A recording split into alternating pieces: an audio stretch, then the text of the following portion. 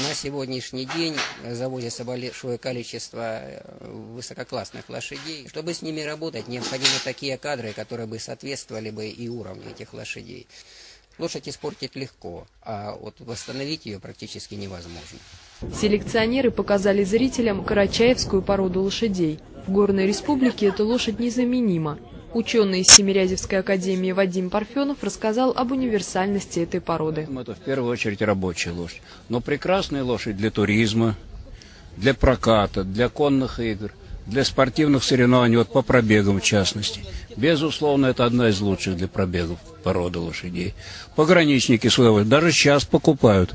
Вице-президент Федерации конного спорта республики Рашид Кубанов также считает, что лошади карачаевской породы обладают интеллектом, выносливы и способны провести по скалам в тумане. Он возглавляет команду по конным пробегам.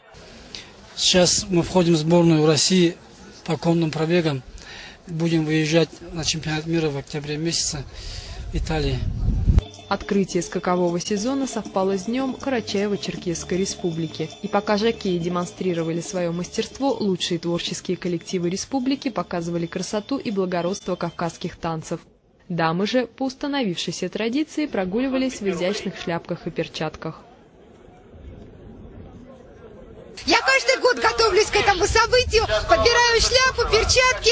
И я надеюсь, что на следующий год я тоже здесь буду в новой шляпе и в новых перчатках. Пятигорский ипподром, второй по величине после московского, свою историю ведет с 1885 года. НТД, Пятигорск, Россия.